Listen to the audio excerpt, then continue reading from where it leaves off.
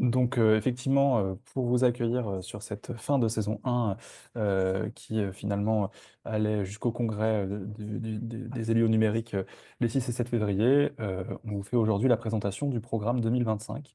L'idée principale, c'est qu'effectivement, cette période du congrès 2025 au congrès 2026 va être le cadre d'une animation de la part de Ville Internet. Et les webinaires représentent en fait un des aspects de cette animation. Et pour vous présenter donc la stratégie plus générale de Ville Internet en termes d'animation, en termes de service, je vais donner la parole à Marie-Françoise et je vais passer à la slide suivante. Donc Marie-Françoise Dujarier, qui est la directrice de notre association que vous connaissez tous très bien. Bonjour à toutes et à tous. Alors effectivement, on est sur une présentation de la saison 2 ou de la saison 2025 en ce qui concerne les webinaires qui concernent nos engagements. Je rappelle juste en petit historique que la définition de nos 4 engagements ont été le fruit d'un travail des précédents congrès avant la nouvelle formule qu'on a pu vivre ensemble les 5 et 6 février, les 6 et 7 février derniers. Et donc, en termes d'évolution de l'association, je vais en profiter pour refaire un petit check sur notre offre de service. On a retravaillé effectivement sur la déclinaison, sur les intitulés de notre offre de service, de manière à ce que ça devienne de plus en plus clair, de plus en plus facile à échanger en termes de communication et que ça vous rende aussi à vous plus adaptable et mieux compréhensible. Donc, en fait, aujourd'hui, on a 6 grands services euh, que vous avez à l'écran. Donc, le sujet de pouvoir bénéficier d'une veille active, de s'auto-évaluer, de s'acculturer, de valoriser les initiatives, de faire réseau et en aparté de demander un accompagnement quand vous avez des spécificités ou que vous avez des demandes plus personnalisées. Donc, je voulais dire que c'était important de pouvoir avoir ces offres de services en lecture euh, parce qu'elles permettent véritablement de constituer notre feuille de route sur la partie service. Et dans l'offre de service, il y a l'offre de service événement avec effectivement la séquence des C'est pour vous, dont on est ensemble aujourd'hui, et que Antonin va pouvoir vous présenter la programmation, donc une programmation qui évolue aussi, de manière à ce que ce soit toujours plus lisible, plus accessible, plus cohérent autour de nos 4 engagements, avec un axe stratégique de progression, de sensibilisation, de formation, voire de projet. En tous les cas, les cycles qui vont être présentés tout à l'heure sont des cycles avec une vraie vocation à faire de l'amélioration de connaissances, voire de compétences. Et on a essayé que la saison 2025 soit une saison, comment je vais dire, interopérable entre nos engagements. Et cette saison, elle est importante parce que effectivement, elle a lieu entre le congrès qui vient de se dérouler à Saint-Raphaël et le futur congrès qui va se dérouler à Agen les 29 et 30 janvier prochains. Et en fait, toute cette période de l'année nous sert à animer nos 4 engagements au travers effectivement des webinaires et le congrès est une sorte de finalité de tous les travaux qui sont organisés pendant l'année 2025. Donc, je remercie Antonin pour le travail effectué et je l'invite à vous présenter ce qui va se passer en 2025 côté C'est pour vous. Merci beaucoup Marie. Effectivement, donc la première saison des webinaires, ça a été aussi l'occasion d'avoir vos retours sur les 14 webinaires qui ont été tenus de juin à janvier 2000, enfin, de juin 2024 à janvier 2025. On a eu donc un certain nombre de thèmes, certains liés à nos engagements, d'autres à nos services. Certains étaient l'occasion de mettre en avant nos partenariats. Et en fait, on a essayé de consolider tout ça avec notamment les retours des participants qui étaient donc présents, certains d'entre eux quasiment à tous les webinaires, pour constituer un calendrier 2025 que je vais vous présenter. D'abord, je voudrais revenir sur effectivement les grandes lignes. Donc, comme Marie l'a évoqué, on a un an devant nous pour euh, alimenter cet axe d'animation. Les quatre grands engagements de l'association qu'on a évoqués, au lieu de faire l'objet d'un seul webinaire, vont faire l'objet de quatre webinaires. Donc, on a appelé ça des cycles. Il y en aura un par trimestre, c'est-à-dire que chaque trimestre, vous pourrez retrouver nos quatre engagements sur des variations de thématiques pour un total de 16 webinaires sur les engagements. En plus de ça, on continuera à avoir des moments de communication et d'échange sur nos services. On en prévoit 4 que vous allez découvrir aussi par la suite, ce qui emmènerait la saison 2025 sur 20 webinaires environ. Et évidemment aussi un certain nombre d'initiatives qui seront imbriquées avec ces webinaires. Vous retrouverez le bilan des webinaires 2024 en AG, donc en fin mai, le 19 mai. Là, ce qu'on va faire aujourd'hui, c'est surtout s'intéresser particulièrement aux webinaires du premier trimestre dans un premier temps, et ensuite je ferai une présentation des trois autres trimestres, pour le coup, avec un calendrier qui est beaucoup plus précis que celui qu'on avait fourni au lancement de la saison 2024. Euh, L'idée principale de ce premier trimestre, c'est de faire suite au congrès, puisque, comme on l'a dit, le cycle, enfin, la saison 2025 va d'un congrès à l'autre.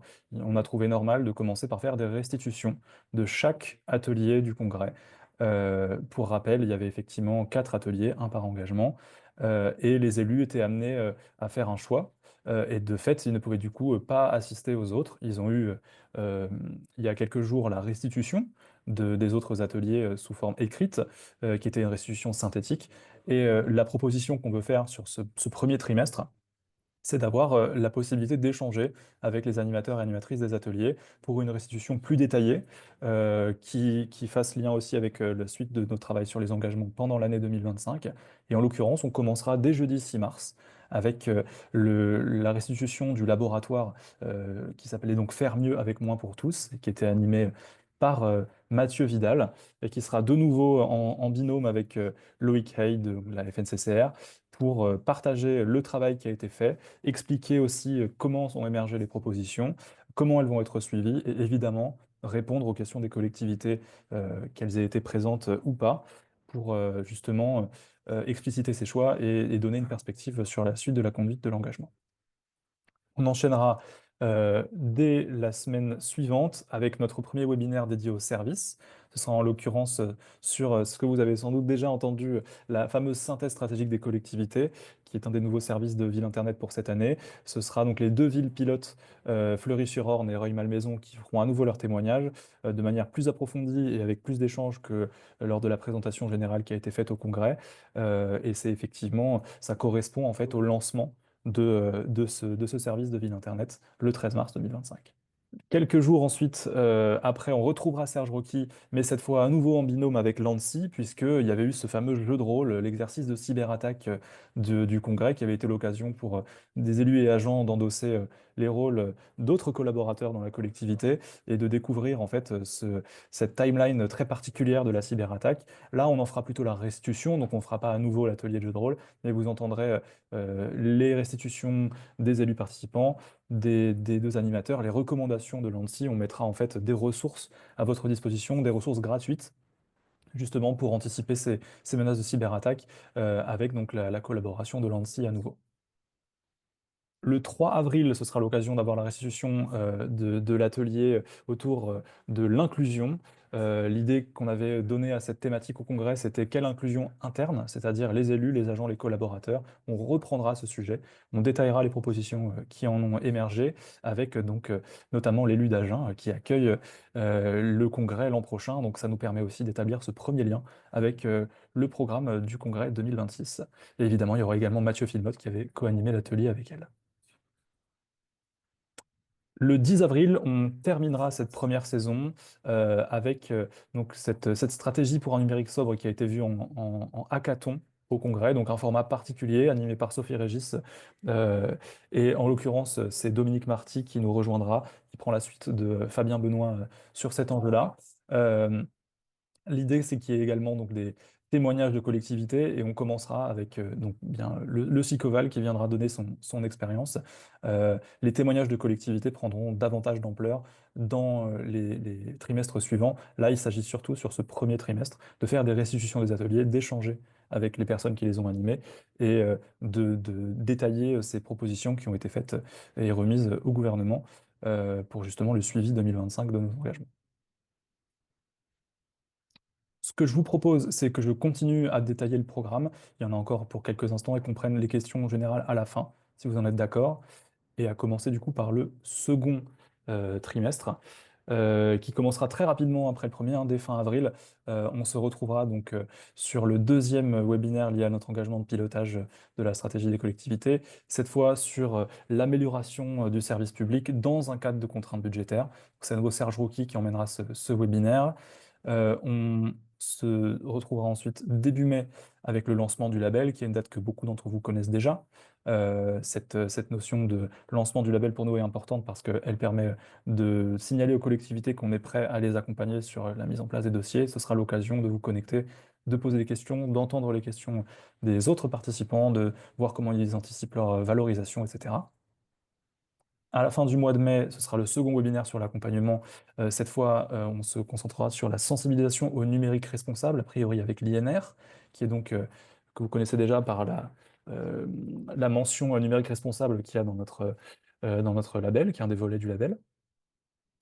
On fera une pause le 19 mai puisqu'on se retrouve tous cette fois en présentiel parce que c'est aussi très important pour l'Assemblée générale 2025. On sera au siège de nos partenaires de la FNCCR. Il y aura des restitutions du coup sur la première saison des webinaires et une partie de la seconde avec des formats que vous reconnaîtrez puisque a priori le programme de l'Assemblée générale sera articulé un petit peu avec la même direction que celle des webinaires pour qu'il y ait une cohérence dans la façon dont on organise nos restitutions. Et je te coupe, Antonin, mais je crois Oui, que tu bien sûr. peux d'ores et déjà annoncer la présence d'un grand témoin à l'AG. Je te laisse l'annoncer si tu le souhaites. Non, vas-y, vas-y, vas-y. Entendu. Eh bien, effectivement, on a appris ce jour que Jacqueline Gouraud nous faisait l'honneur d'être le grand témoin de cet AG. Elle a été la marraine d'un des congrès, elle a été la marraine d'un des labels, elle a été évidemment ministre et aujourd'hui au Conseil constitutionnel de la République française. Et elle a accepté effectivement de venir nous parler du rôle du Conseil constitutionnel pendant cette demi-journée d'AG le 19 mai. Donc, on vous invite évidemment à être présent puisque ce sera en présentiel uniquement.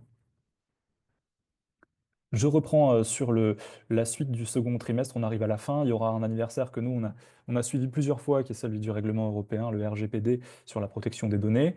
On en profitera donc soit légèrement en amont, soit légèrement en aval pour faire notre deuxième webinaire Prévenir sur les obligations des collectivités en matière de cybersécurité, comme on l'a déjà fait dans les cycles précédents qui s'appelaient les Assises de l'identité numérique du citoyen. L'idée étant cette fois de se concentrer vraiment sur les obligations, les attendus, les ressources. À nouveau, hein, ces webinaires seront le cadre d'une mise à disposition de ressources gratuites avec les partenariats qu'on va justement établir autour de ces webinaires, des partenariats de contenu en l'occurrence, avec la CNIL qui nous a déjà fourni des ressources avec qui on espère renouveler cette expérience.